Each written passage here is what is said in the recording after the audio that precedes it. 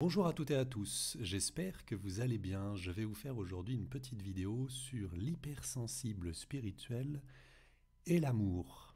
Alors c'est un sujet assez fort chez l'hypersensible en général, et on va rajouter un peu la couche spirituelle derrière. Déjà de base, donc vous l'avez compris grâce aux 2 vidéos que j'ai fait sur ce sujet et que je vous partage en lien sur celle-ci, l'hypersensible par construction est quelqu'un qui ressent fortement les choses et qui a toujours été hypersensible. On ne le devient pas parce qu'il nous arrive quelque chose dans la vie. C'est pas comme une phobie, une peur, une addiction, non. C'est vraiment de base. Alors, je reviens d'ailleurs un peu sur ce que je viens de vous dire. Dans certains cas, certaines phobies, certaines addictions peuvent venir aussi de beaucoup plus lointain. Là, on va vraiment parler d'une caractéristique, l'hypersensibilité.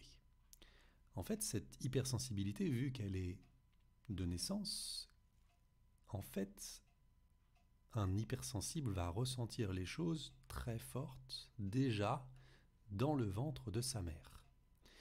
Il va avoir donc, pas forcément la vue, mais en tout cas les ressentis corporels déjà de ce qui se passe et l'ouïe.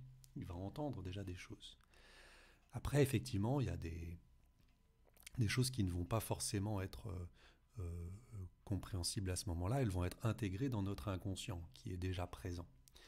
Et donc on va ressentir en fait les émotions déjà de notre mère à travers ce contact quand même très très particulier, et puis les émotions de ce qu'on va aussi entendre, capter, comprendre, ressentir surtout dans le corps. Et donc les interactions aussi avec l'entourage de la mère autour. Si par exemple cet enfant n'est pas voulu, il va le ressentir.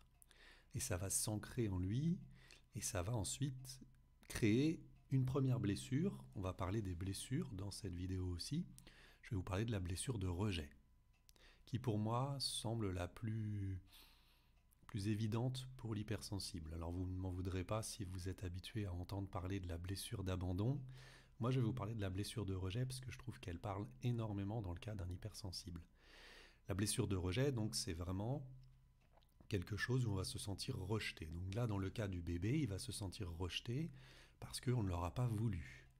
Il peut se sentir aussi rejeté parce que notre mère ou les gens autour auront voulu un enfant de l'autre sexe que nous sommes. Quelqu'un qui va vouloir une fille et qui va le dire fortement ou qui va le vivre un peu comme ça, la mère va en fait le passer dans l'enfant par ce ressenti en fait, et l'enfant va se sentir rejeté. Et donc, quand il va être rejeté, l'enfant va adopter le masque de fuyant. C'est-à-dire que dès que la blessure de rejet va s'activer, ben en fait, il voudra disparaître à tout prix. Il voudra ne plus être là. Ce masque de fuyant, c'est ça. C'est je n'ai pas le droit d'exister, je ne peux pas être là. En fait, il va complètement prendre pour lui ce qu'il a entendu, ce qu'il a ressenti des autres. Et donc, comme l'hypersensible, de par ses caractéristiques, ressent toujours, il se ressent toujours différent des autres, pas accueilli, mais en fait, il va souvent revivre cette blessure de rejet. Euh, je vous l'avais dit, il y a une des caractéristiques où effectivement, il va se sentir comme le mouton noir ou le vilain petit canard. Donc forcément, ça va être la blessure de rejet qui va revenir. Et donc, il ne va pas comprendre ce qui va se passer. Et le rejet va être amplifié par tout ce qu'il va vivre dans la vie. Et donc, la première chose qu'il va vivre, enfin, ce n'est pas la première chose, mais le premier contact en dehors de la famille qu'il va avoir, donc déjà, il va déjà avoir ce rejet dans la famille, on va peut-être lui dire ouvertement, hein, il y a des gens qui disent, mais nous, on voulait plutôt une fille qu'un garçon, tu vois, tu comprends. Donc ces phrases-là s'ancrent aussi et deviennent quelque chose qui va amplifier ce rejet, mais il va aussi le retrouver surtout dans le cadre du système scolaire, à l'école.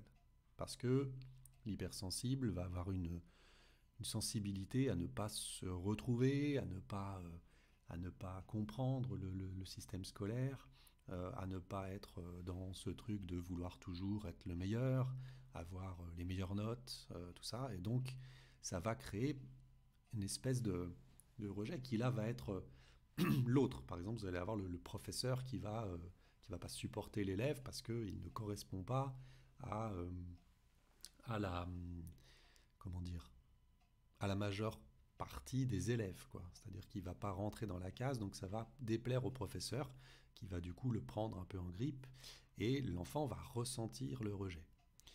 Et ça peut durer comme ça très très longtemps, hein. Ça peut aller même jusqu'à créer une phobie scolaire en fait, parce que forcément le cadre est mauvais pour l'hypersensible, qui ressent les mauvaises énergies et qui du coup va voilà, se placer en vrai rejet, en vraie phobie.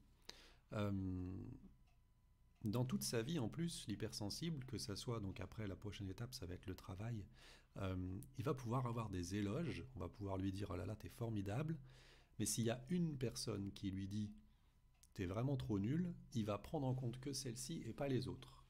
Donc il y a vraiment un truc euh, d'auto-saboteur en fait, quelque part à l'intérieur de soi aussi, qui va faire que j'ai beau recevoir plein de compliments, et ben j'en ai un qui est mauvais, moi je ne note que celui qui est mauvais. Donc ça aussi, c'est une des caractéristiques assez fortes. Et en plus, il va pouvoir augmenter l'impact de ce truc-là, et en plus, il va pouvoir le modifier. C'est-à-dire que la personne aura peut-être juste dit, bon ben, j'ai passé un mauvais moment avec toi. Ben, l'hypersensible va penser, ah oui, j'ai vraiment été nul, je me suis mal comporté, j'ai été méchant, voilà, plein de choses comme ça, alors que ce n'est pas ce qui a été dit dans l'échange. En fait, l'hypersensible est en recherche d'amour constante à l'extérieur, dans son couple, dans sa famille, euh, et il peut même parfois aller le chercher un peu plus tard, ça sans doute, dans la thérapie par exemple. Et en fait, il va trouver une écoute, il va trouver une bienveillance, donc du coup, ben, en fait, il va vraiment transférer dans le thérapeute ce besoin d'amour. Et il va aussi transférer le fait qu'il veut que le thérapeute résolve son problème. S'il ne résout pas son problème, eh bien, il pourra se sentir effectivement à nouveau rejeté et du coup fuir en fait tout simplement. C'est vraiment le cadre de fuyant. Euh, mais en fait, il trouvera jamais euh, l'amour ou le réconfort ou quoi que ce soit à l'extérieur, puisque on sait l'extérieur ne va pas forcément nous apporter ce qu'on veut. C'est nous qui allons le créer. Et donc la solution, la seule solution pour l'hypersensible, ça va être de créer son propre amour de soi. Mais il n'est pas habitué à cela, puisque l'hypersensible est empathe et va toujours passer son temps à aider l'autre. C'est beaucoup plus facile pour lui que de prendre soin de lui. Donc il va falloir qu'il trouve des subterfuges, des techniques, des choses pour s'aimer et prendre soin de lui.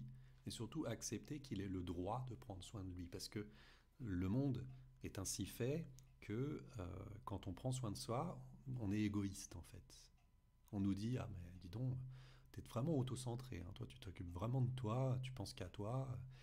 Il y a vraiment un décalage comme ça entre le monde et ce dont il a besoin en fait. Après, je vais vous parler donc une courte, un court détail par rapport aux hypersensibles spirituels.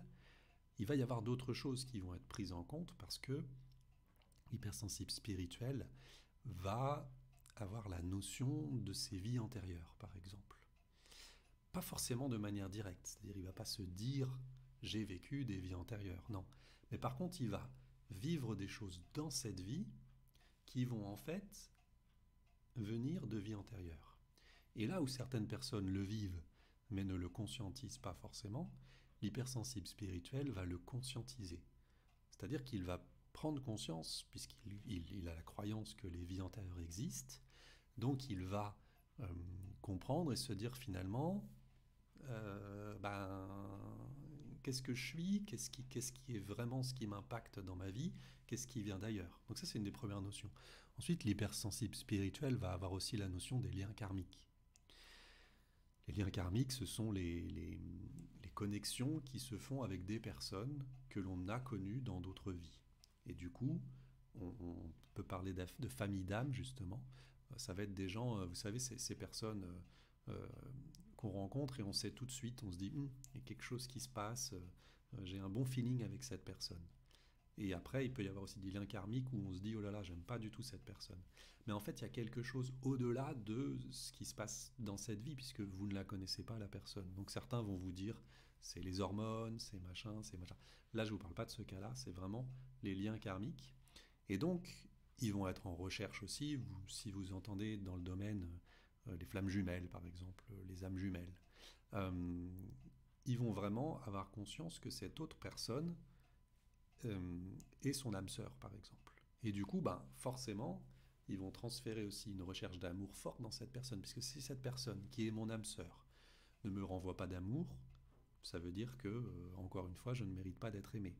Donc du coup, ça va suramplifier cette recherche d'amour. Et donc voilà la caractéristique de l'hypersensible, c'est d'avoir une ouverture à d'autres choses et à ces notions de vie antérieure, de liens karmiques, qui vont, excusez-moi de l'expression, mettre le bazar. C'est-à-dire qu'ils vont rajouter encore d'autres notions à la vie qui est déjà pas évidente.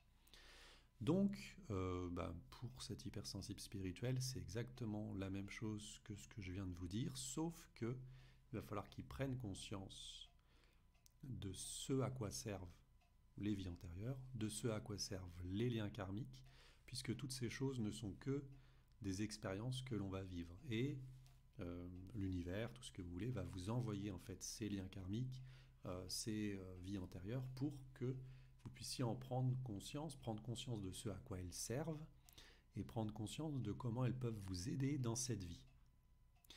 Mais dans tous les cas, quoi qu'il arrive, le travail principal sera de vous aimer vous, de savoir vos valeurs, de savoir ce que vous valez, de savoir les capacités que vous avez. L'hypersensible en a d'énormes, puisque je vous l'ai dit, le fait d'être empathe, de pouvoir comprendre l'autre, de pouvoir analyser, observer les situations et détecter vraiment les choses qui vont, qui ne vont pas, c'est une force. Donc l'hypersensible va devoir travailler sur ça pour justement savoir de quoi il est capable. Finalement, on lui a dit toute son enfance, toute son adolescence qu'il était nul, mais en fait, c'est juste qu'il n'est pas adapté à ce système et que ses capacités sont ailleurs et que l'école, malheureusement, ne prend pas en compte ses capacités. Et donc, il va falloir qu'il apprenne à les prendre en compte, à les développer dans son quotidien. Voilà, je vous souhaite une excellente journée. J'espère que cette vidéo vous a plu. N'hésitez pas à vous inscrire à ma chaîne, à liker cette vidéo, à cliquer sur la petite cloche pour avoir l'information des prochaines. Je vous souhaite une excellente journée et je vous dis à très bientôt. Au revoir.